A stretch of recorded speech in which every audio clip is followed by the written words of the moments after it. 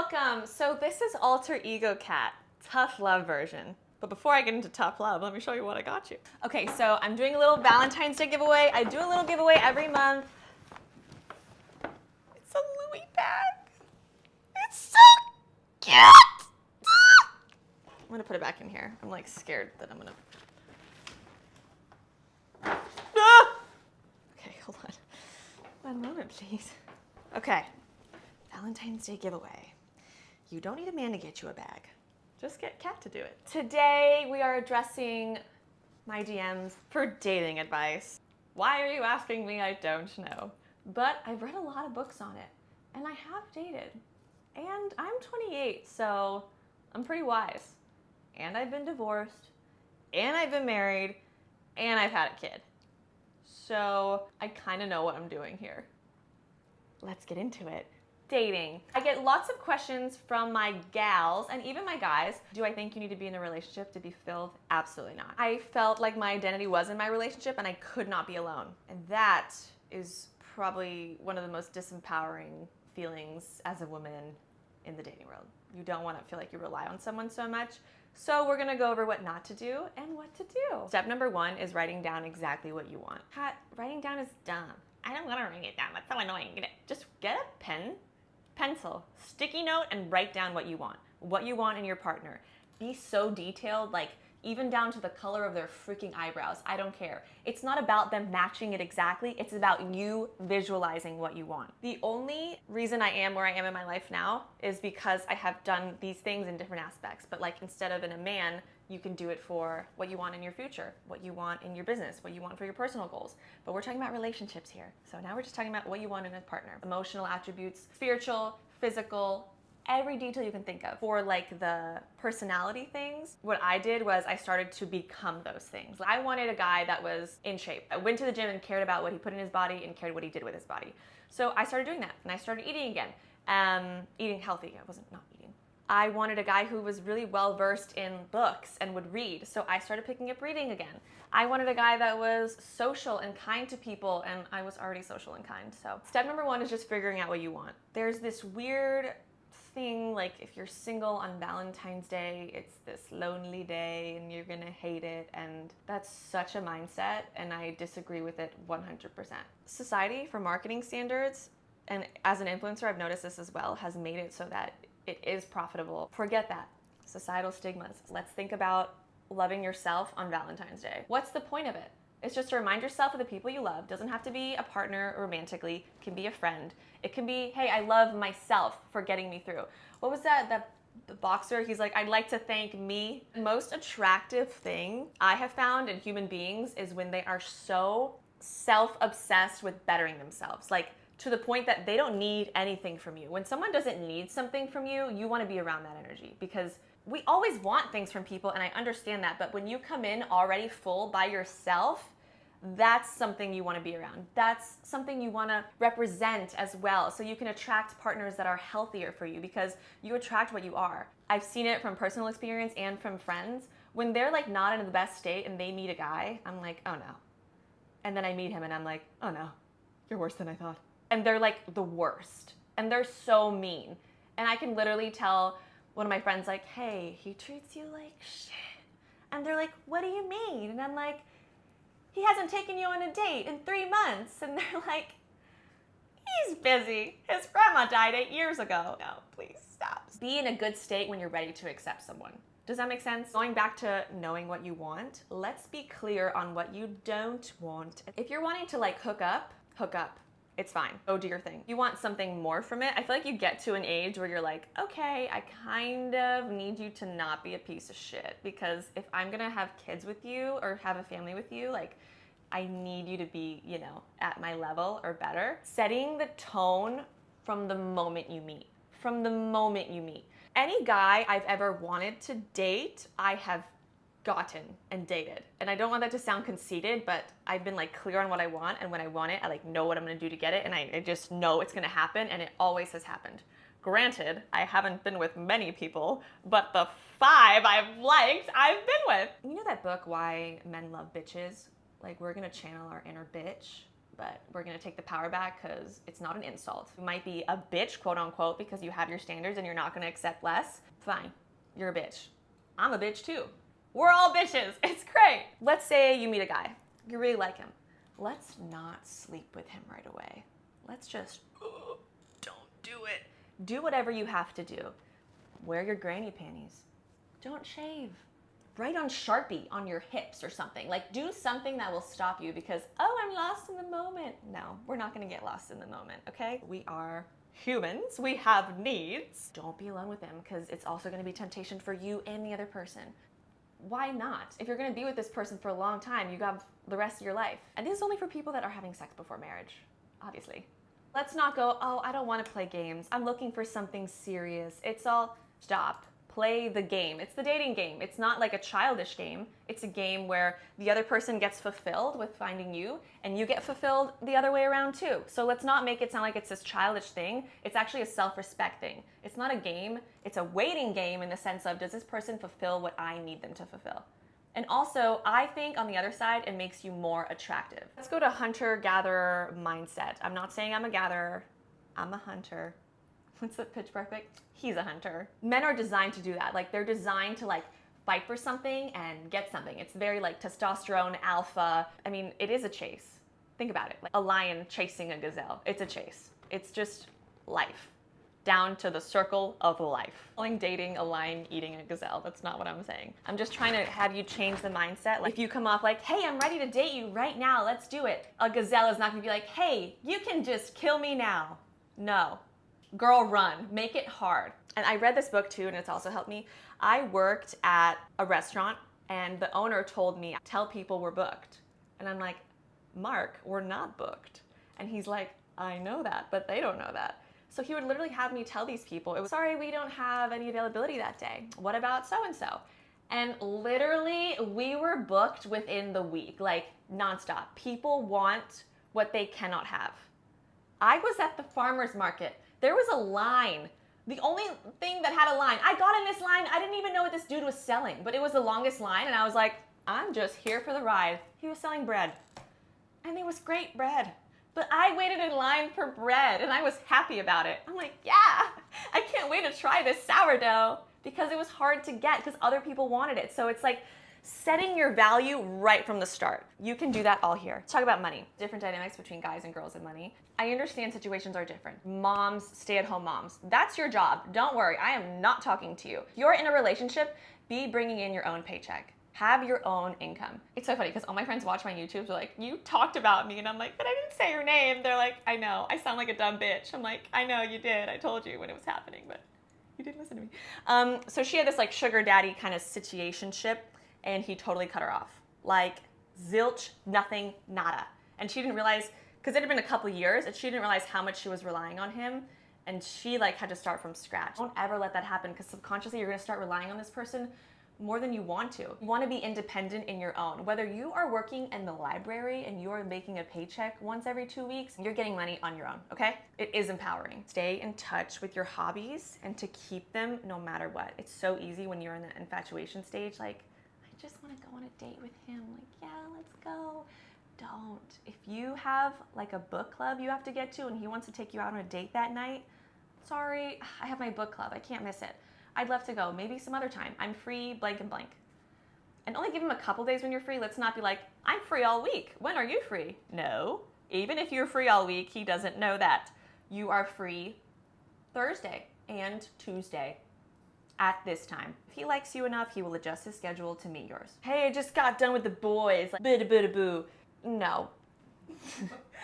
Bitch. I love you. We're just not gonna do that because, well, we're just not gonna do that. I think we know why. I mean, if that's what you want in that moment, all the more power to you. But we're talking about like dating here, and it's a different need right now. We're talking about different psychology here. I'm gonna talk about when Cam and I first started dating because that was like the perfect beginning to it, and I'll tell you what I did. And like I talked to him before, he was like, yeah, it was so weird. I was like obsessed, and I'm like, well, obviously, I make all the men that fall for me go insane.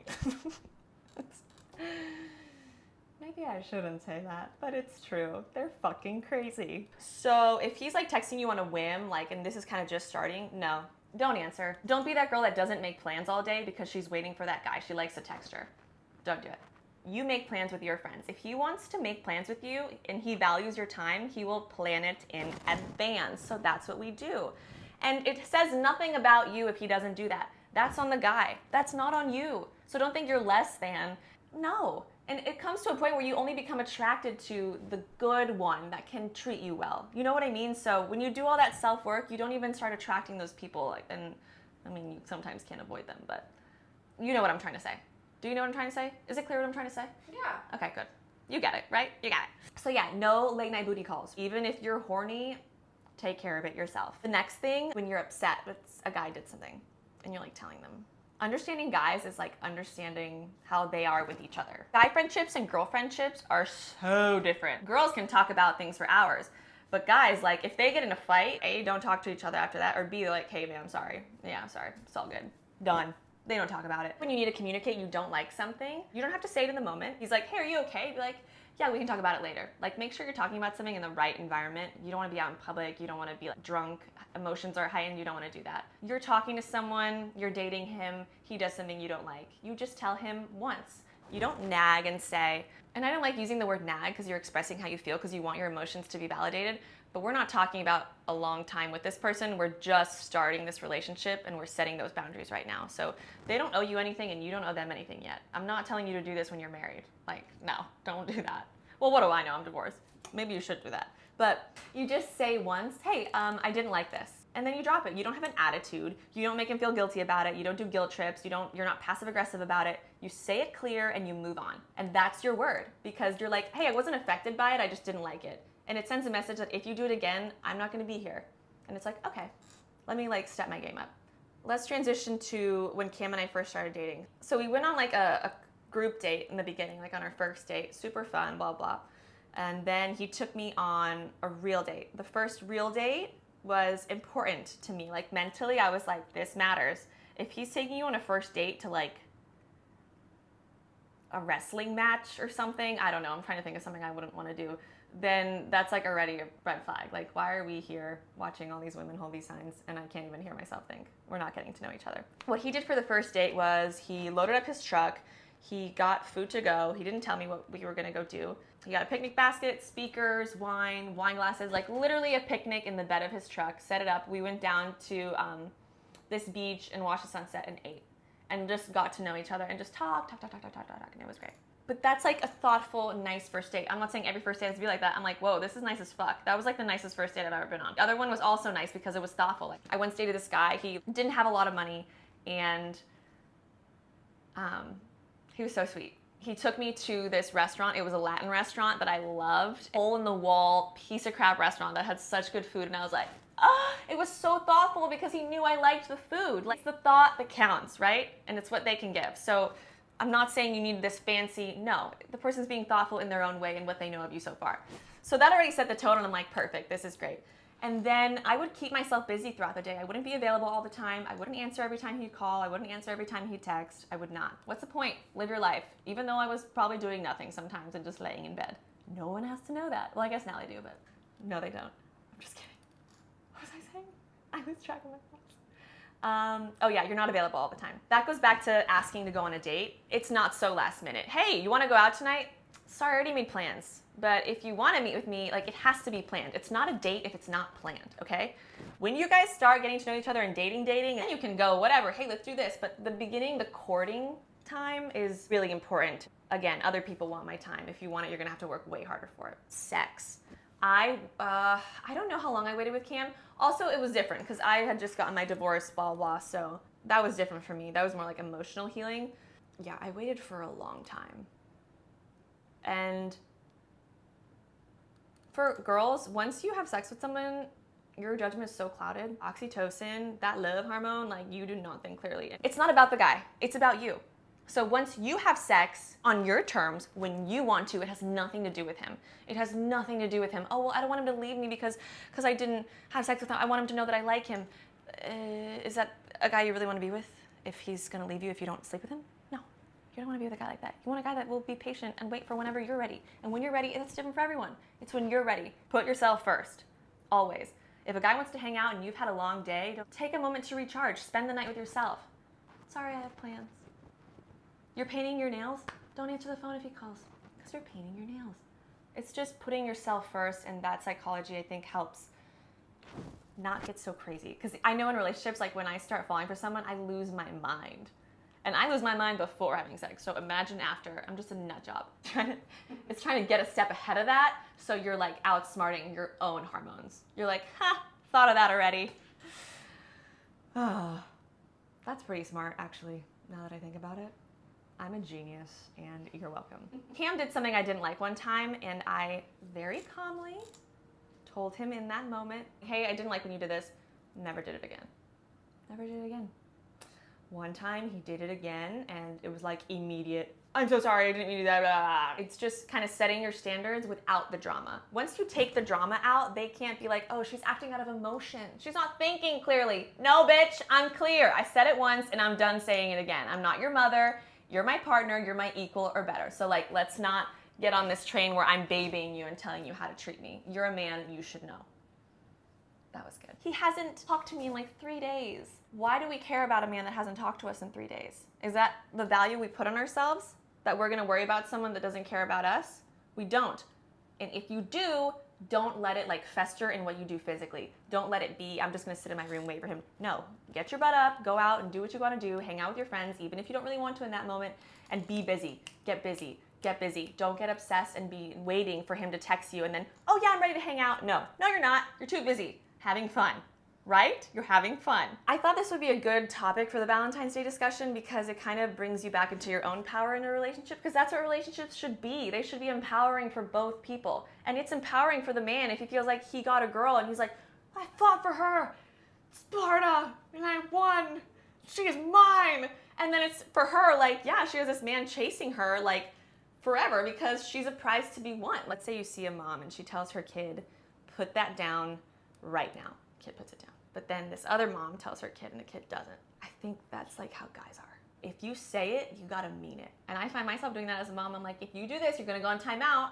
And she does it, and I don't wanna put her on timeout. Oh my God, I have to put her on timeout. You have to be a person of your word. If you say you're gonna do something, you gotta do it, because you're not gonna be taken seriously. When you say something with a level head, emotional, hormones, she's on her period, that can't be used. You're communicating with a man in a way he understands. He's not thinking you're just talking crazy because you're upset. How you deliver and how you accept things just is a big tell on the value you put on yourself in the relationship up front, right from the start. The more obsessed you are with yourself and love yourself and want to put yourself first, that's attractive. You don't need anything from anyone. You already are fulfilled. You have what you need. They just add to your life. Your life is already great. They don't make your life. I've just seen a lot of my girlfriends lose themselves when they like started dating a new guy, and I never see them again. That was me in my first relationship. I would cancel plans with my friends all the time because I didn't want to. I wanted to hang out with my boyfriend, but it's not smart to do that. Valentine's Day, let's say you're single. Who gives a fuck? Don't let a day make you feel bad about yourself. Shift the narrative in your mind, and that is empowering. And self-confidence and self-love is also empowering.